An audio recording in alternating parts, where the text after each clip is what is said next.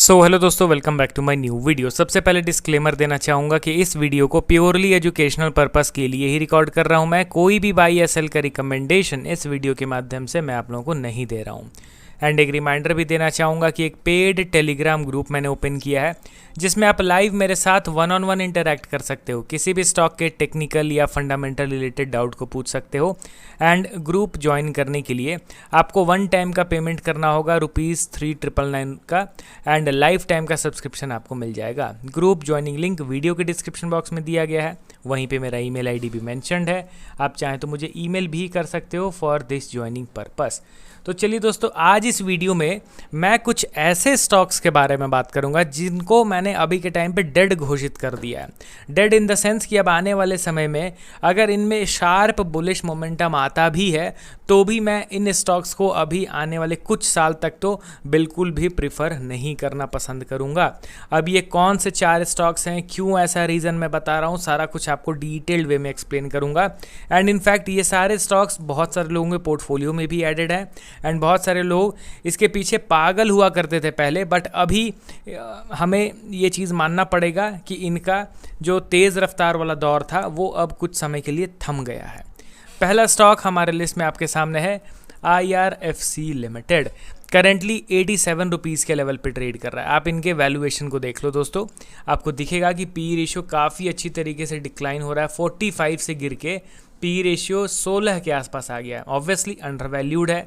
Plus अगर आप इनके इन्वेस्टर के सेक्शन पे भी नज़र डालोगे तो कोई वैसा मेजर चेंज नहीं दिख रहा है, बट हाँ, प्रमोटर के पास 82.9% का स्टेक है। तो कभी भी अगर कंपनी OFS लाती है तो यहाँ पे देखना रहेगा कि उस OFS में अगर डिस्काउंटेड प्राइस में शेयर्स की डील हो रही होगी तो फिर स्टॉक में शॉर्ट टर्म के लिए करेक्शन भी देखने को मिलेगा। अब देखिए दोस्तों, फंडामेंटल में एज सच कोई मेजर रेड फ्लैग नहीं है जिस बेसिस पे मैं ये कह रहा हूँ कि नहीं भाई स्टॉक को अब मैं प्रीफर नहीं करूँगा। यहाँ पे वैल्यूएशन भी देखोगे तो अच्छा खासा डिक्रीज़ हो रहा है, बट स्टिल मैं इसीलिए इस स्टॉक को अभी नहीं पिक करूँगा आने वाले कुछ समय तक, क्योंकि दोस्तों हर एक स्टॉक का एक सर्टेन साइकिल होता है, एक फेज़ होता है। अब वो हर स्टॉक में रिपीट होता ही होता है। एग्जाम्पल के तौर पे मैं आपको बता रहा हूँ, सपोज़ कीजिए कि कोई एक XYZ स्टॉक है, वो फंडामेंटली कितना ही स्ट्रॉन्ग क्यों ना हो मैटर नहीं करता, वो अगर तेज़ भाग रहा है एंड ओवर स्ट्रेच हो रहा है तो टॉप लेवल में किसी ना किसी सर्टेन लेवल से वहाँ पे एक मेजर पुल बैक आएगा जहाँ पे सपोर्ट लेवल का ब्रेकडाउन होगा। अब यहाँ से यहाँ तक में स्टॉक ऊपर गया है without giving any major pull back, without breaking its resistance support level, but एक समय आएगा जो अपने सपोर्ट लेवल का वो स्टॉक ब्रेक डाउन कर देगा। एंड जब इस तरीके का सिनेरियो क्रिएट होता है ना, तो मैं डायरेक्टली उन स्टॉक्स को आने वाले कुछ सालों के लिए तो इग्नोर करके ही चलता हूँ, क्योंकि फिर अब यहाँ पे मैं इंस्टेंट बुलिश या फिर बाइंग मोमेंटम तो नहीं एक्सपेक्ट करके चलूँगा। अब यही सेम चीज़ इन स्टॉक्स में भी हो रहा है। मेजर सपोर्ट के ब्रेकडाउन के बाद होता क्या है कि एक अच्छा खासा करेक्शन आता है, एंड करेक्शन के बाद भी यहाँ पे परेशानी रुकती नहीं है, उसके बाद ये लंबे कंसोलिडेशन में जाता है। ये 3 साइकिल आपको मिलेंगे ही मिलेंगे स्टॉक्स में देखने को। पहला अप ट्रेंड, दूसरा डाउन ट्रेंड, तीसरा साइडवेज। तो अभी अगर आप किसी स्टॉक में डाउन ट्रेंड में ट्रैप हुए हो तो आप समझिए कि डाउन ट्रेंड के बाद भी इंस्टेंट बुलिश आप नहीं एक्सपेक्ट करोगे, उसके बाद भी लंबे समय तक वो तो अभी साइडवेज होने वाला है। तो अभी होल्डिंग जर्नी जो है ना वो आपका बहुत लंबा होने वाला है। जब ये साइडवेज का फेज पार होगा ना, तब जाके मैं बुलिश मूव एक्सपेक्ट करके चलूँगा। वहाँ पे एक्चुअल वे में बाइंग करना समझदारी वाली बात रहती है, क्योंकि वहाँ पे होल्डिंग पीरियड हम लोग का ज़्यादा नहीं रहता है।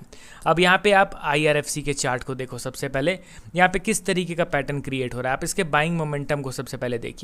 2022 में ये स्टॉक ट्रेड करता था 20 रुपये के आसपास। 20 रुपये से ये 220 को भी क्रॉस कर चुका है। यहाँ पे एग्जैक्टली मैं परसेंटेज वाइज आपको बताता हूँ कि अप्रॉक्स में देखा जाए तो 1900 चलिए 900% का रिटर्न इसने डिलीवर करके दिया था, वो भी महज 2 ईयर्स में।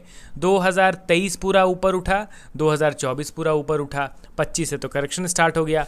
तो 2 से 2.5 साल में 900% का शार्प अप मूव। तो ऑब्वियसली इसको ओवर स्ट्रेच तो हम लोग को कंसीडर करना पड़ेगा ना भाई। 900% का तेज़ी 2 साल में ये तो कोई नॉर्मल नहीं है। अभी ऊपर उठ रहा है, जाने दीजिए कितना ऊपर जा रहा है, जाने दीजिए। ये 900% के बदले 1900% भी जा सकता था, 3000% भी जा जा सकता था, क्योंकि कोई स्टॉक अगर मोमेंटम पकड़ता है तो कितना ऊपर जाता है उसका कोई गारंटी नहीं रहता है। अब वो ऊपर जा रहा है, जाने दीजिए जाने दीजिए, एक समय आएगा जब वो अपने मेजर सपोर्ट का ब्रेकडाउन करेगा, उस समय फिर हम लोग को न्यूट्रल माइंडसेट रखना पड़ेगा। न्यूट्रल क्या, इनफैक्ट हम लोग उस टाइम बेयरिश माइंडसेट भी रख सकते हैं। अब यहाँ पे ओवरस्ट्रेच बाइंग तो हुआ, यहाँ पे करेक्शन हुआ बट सपोर्ट नहीं टूटा, इंस्टेंटली ऊपर चला गया, फिर करेक्शन हुआ, सपोर्ट नहीं टूटा, ऊपर चला गया, बट इस टाइम क्या हुआ, स्टॉक ने सपोर्ट तोड़ दिया, पहला संकेत मिल गया। उसके बाद यहाँ पे जब ये बेस बना, बेस का भी स्टॉक ने ब्रेक डाउन कर दिया, तो कंप्लीटली अब ये नेगेटिव पैटर्न बनाता हुआ दिखाई दे रहा है।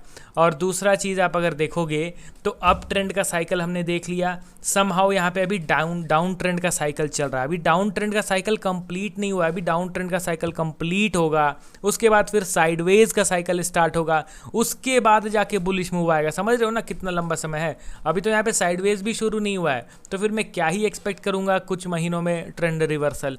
तो IRFC को अभी मैं कंप्लीटली इग्नोर करके चल रहा हूँ, अवॉइड करके चल रहा हूँ। सिमिलर पैटर्न आपको दूसरे रेलवे स्टॉक में भी मिलेगा, रेल विकास निगम लिमिटेड। यहाँ पे ये 2021 में किस भाव पे ट्रेड कर रहा था, 17 रुपये पे। अब 17 रुपये से बढ़ता बढ़ता ये 650 के लेवल को भी क्रॉस कर गया। आप IRFC के चार्ट को देख रहे हो, RVNL के चार्ट में तो और भी ज़्यादा बाइंग मोमेंटम आया था, अप्रॉक्स 4000% का मैसिव रिटर्न इसने डिलीवर करके दिया 3-4 साल में।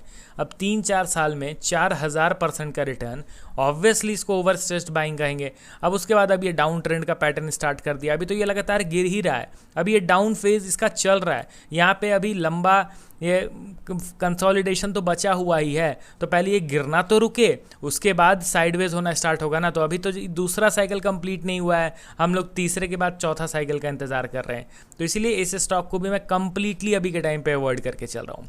अगला स्टॉक हमारे लिस्ट में आपके सामने है Mazagon dock ship builders limited. Currently आप इस स्टॉक को देखोगे तो इसमें अभी तक डाउन ट्रेंड वैसा शुरू नहीं हुआ है जैसा IRFC एंड RVNL में हम लोगों ने देखा, बट मुझे लगता है कि मोस्ट प्रोबेबली इस स्टॉक में भी बहुत जल्द शुरू होने वाला है। ये हमारा सपोर्ट लेवल है, इस सपोर्ट लेवल से बार बार बाउंस बैक हो रहा है, एंड अब इस सपोर्ट लेवल को स्टॉक ब्रेक डाउन करेगा तो डाउन ट्रेंड की शुरुआत हो जाएगी। एंड बड़े टाइम फ्रेम में देखोगे तो एक head and shoulder chart pattern भी बन जाएगा, जहाँ पे ये है लेफ्ट शोल्डर, ये हो गया स्टॉक का हेड, ये हो गया स्टॉक का राइट शोल्डर। ठीक है, अब इस चार्ट पैटर्न के ब्रेकडाउन के बाद ऑब्वियसली फिर एक्सट्रीम डाउन ट्रेंड में फिर जाएगा, फिर साइडवेज होगा, उसके बाद फर्दर अप मूव, तो समय अच्छा खासा लगेगा। Last stock again PSU stock है, कोचिन शिपयार्ड लिमिटेड। ये स्टॉक भी नीचे गिर गया है, बार बार सपोर्ट टेस्टिंग हो रहा है, लोअर हाई का क्रिएशन हो रहा है, मल्टीपल रीजंस है जो स्टॉक को बेरिश मानने में हम लोग को मजबूर कर रहा है। अब ये इस सपोर्ट लेवल का ब्रेकडाउन करेगा तो फिर फर्दर करेक्शन।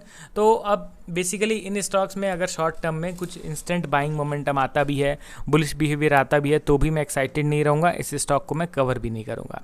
मेरे लिए अभी के टाइम पे ये सारे स्टॉक्स अभी हट चुके हैं मेरे नज़र के सामने से। आपका क्या पॉइंट ऑफ व्यू है, कमेंट करके बताइए। मिलता हूँ नेक्स्ट वीडियो के साथ। Okay then, bye bye.